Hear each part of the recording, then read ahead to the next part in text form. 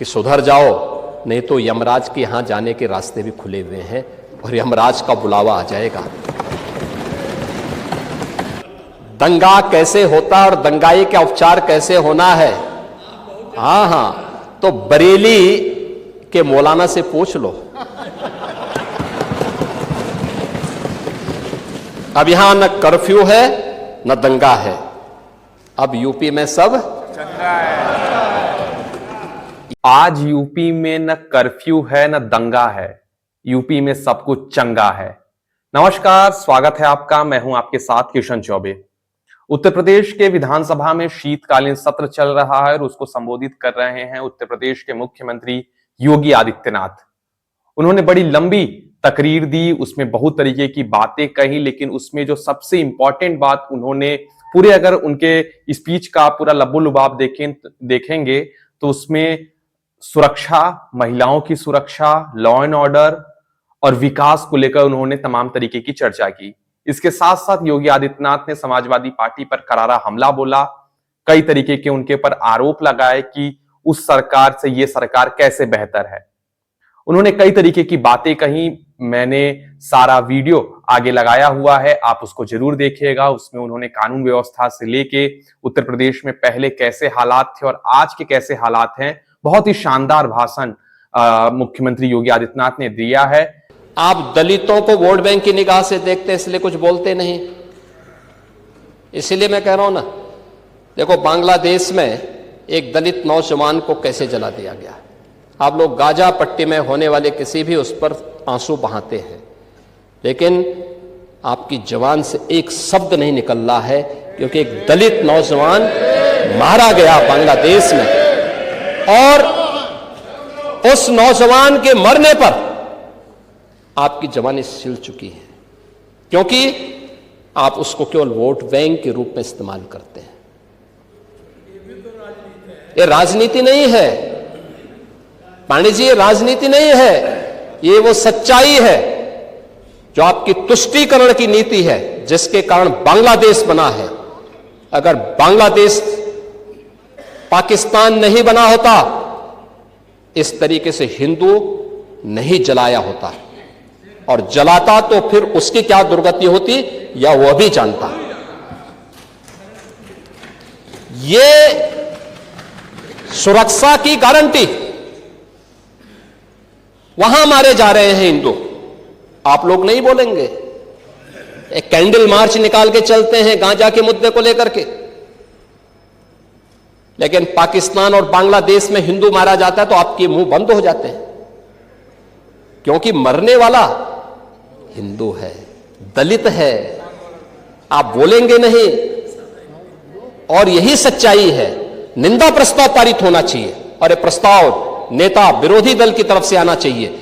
इस घटना की हम भर्त्सना करते हैं और बांग्लादेश सरकार को इस बात की चेतावनी देता हूं, और इसीलिए हम कह रहे हैं, नोट करना, ये चीजें होनी चाहिए और हमारा भी प्रयास होना चाहिए। जब बांग्लादेशी को यहां से निकालेंगे और रोहिंग्या को यहां से बाहर का रास्ता दिखाएंगे तो उनके समर्थन में मत आना, क्योंकि उनमें से बहुत सारे लोगों के वोट आपने बनवाए हैं, उनके बहुत सारे लोगों के लिए आधार भी बनवाने का पाप किया है आप लोगों ने।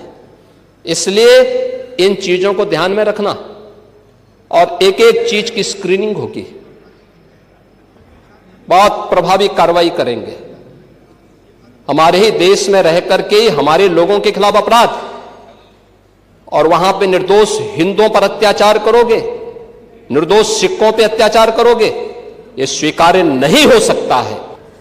आपके समय में थानों में भय पलता रहा, अपराधी और माफिया आपके खास रहे।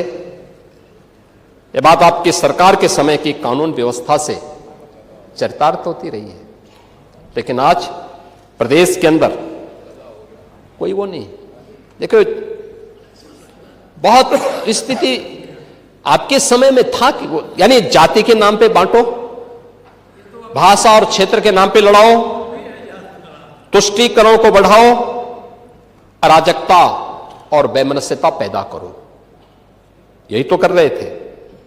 दंगे जंगल राज, माफिया राज, वन डिस्ट्रिक्ट वन माफिया, गुंडा टैक्स, अवैध वसूली। अभी तो मैंने शुरुआत की, ये तो अभी शुरुआत है। सत्ता के संरक्षण में पैरेलल, नहीं 11 वर्ष नहीं, अभी तो आपको जो है 2047 तक इंतजार करना होगा। अभी 2000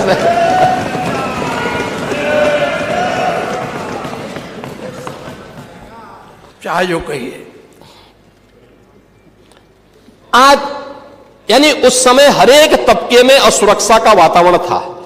प्रदेश की छवि अराजकता की थी और स्थिरता की थी। और आज रूल ऑफ लॉ आज यूपी के अंदर है। कोई सांप्रदायिक दंगा नहीं है।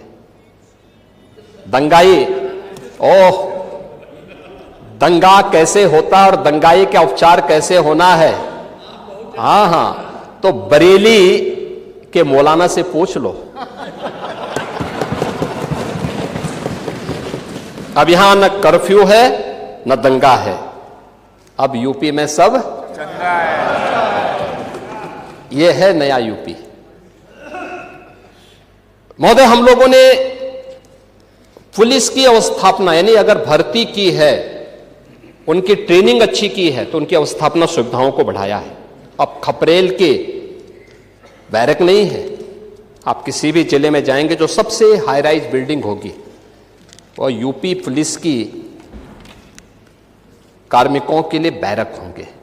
आखिर वो सभी नौजवान तो यूपी के अंदर के ही रहने वाले, किसी न किसी के परिवार के होंगे सदस्य। ये मानवीय संवेदना का भाव पहले था, आज नहीं है। आज उनके साथ वही सद्भाव के साथ, सम्मान के साथ सरकार व्यवहार करती है। सरकार ने रिफॉर्म के पहली बार यूपी में पुलिस कमिश्नरेट सिस्टम लागू हुआ। 7 जिले आज उससे पूरी तरह आगे बढ़ चुके हैं। मॉडर्न पुलिसिंग, साइबर थाना और फॉरेंसिक इंस्टीट्यूट, यह आज यूपी की पहचान बन रही है। हमें इस बात पर प्रसन्नता होती है कि हमारी सरकार ने उत्तर प्रदेश के पर लगे हुए बीमारू के कलंक से हमने इसको यूपी को मुक्त किया है। आज यूपी बीमारू राज्य नहीं है। गत 5 वर्ष से रेवेन्यू सरप्लस स्टेट के रूप में आज यूपी मजबूती के साथ, दमदारी के साथ आगे बढ़ रहा है। और डबल इंजन की, डबल स्पीड की सरकार भी पॉलिसी पैरालिसिस का शिकार नहीं है। हमारे पास अलग अलग सेक्टर की पॉलिसीज हैं। कोई भी निवेशक आएगा, उसके लिए लैंड बैंक है, पॉलिसी के दायरे में आकर के निवेश कर रहा है। और सरकार ने उसको यहां पे एक गुड गवर्नेंस का एक माहौल भी दिया है, बेहतरीन सुरक्षा का माहौल दिया है। आज कोई गुंडा किसी इंडस्ट्रीज को फोन नहीं कर सकता, किसी व्यापारी से गुंडा टैक्स नहीं ले सकता, नहीं कर सकता। अगर करेगा तो उसको भी मालूम है कि इसके परिणाम क्या होंगे। कोई जानबूझ करके उलझेगा तो उसको ही मालूम है कि जानबूझ के उलझने का मतलब अब वह स्थिति नहीं है कि जब पुलिस आगे आगे दौड़ती थी और गुंडे उसको पीछे से दौड़ाते थे। अब वह यूपी नहीं है। अब ये वह यूपी है जो हर प्रदेशवासी को सुरक्षा की गारंटी तो देता है, लेकिन हर गुंडे को इसके लिए चेतावनी भी देता है कि सुधर जाओ, नहीं तो यमराज के यहां जाने के रास्ते भी खुले हुए हैं और यमराज का बुलावा आ जाएगा।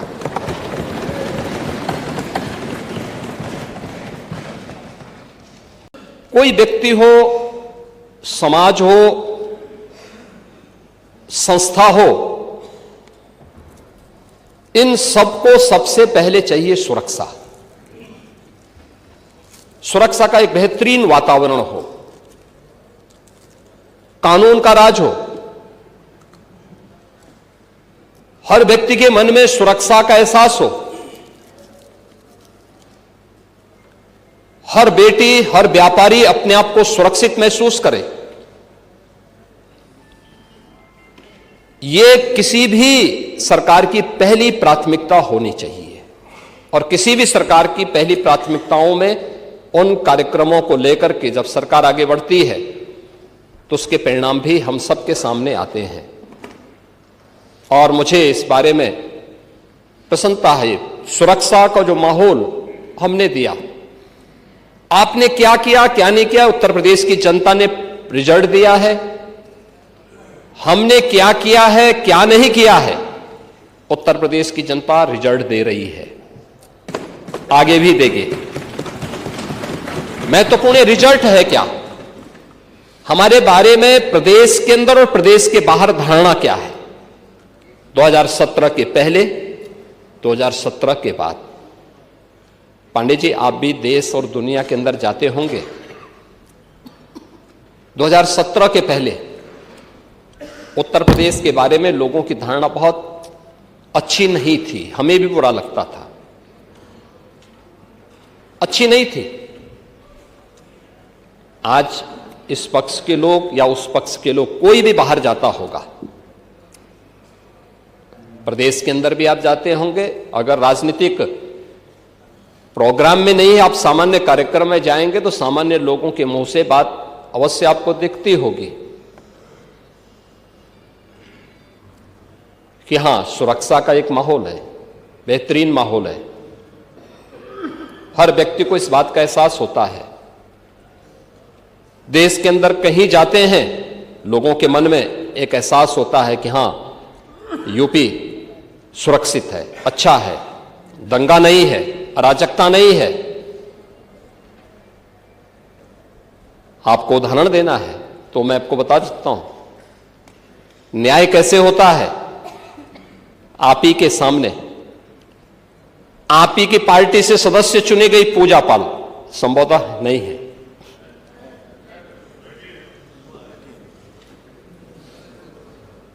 आपकी सदस्य थी, आपने उन्हें न्याय नहीं दिला पाए, नहीं दिला पाए, क्योंकि हिम्मत नहीं थी। माफिया के सामने झुकना मजबूरी थी। आप उन गुंडों और माफियाओं के सामने एक गरीब बेटे को न्याय नहीं दे सकते थे। आप बात तो पीडीए की करते हैं, क्या वो पीडीए की पार्ट नहीं थी? और न्याय कैसे होता है, ये हमारी सरकार ने तय किया। बेटी उस पक्ष की होगी, इस पक्ष की होगी, उसको न्याय मिलेगा, हर हाल में न्याय मिलेगा। और श्रीमती बिजमा यादव को भी मैंने बुलाया था, मैंने उनको कहा आपको सुरक्षा हम देंगे, आप चिंता की कोई बात नहीं। क्योंकि ये केवल एक सदस्य की बात नहीं, आपके और मेरे समर्थक की बात नहीं, सत्ता पक्ष और विपक्ष के समर्थकों की बात नहीं, प्रदेश की सुरक्षा का मामला है। प्रदेश की बेटी, प्रदेश की बहन और प्रदेश के हर व्यापारी को और हर नागरिक को सुरक्षा की गारंटी मिलनी चाहिए। ये सरकार की प्राथमिकता में है।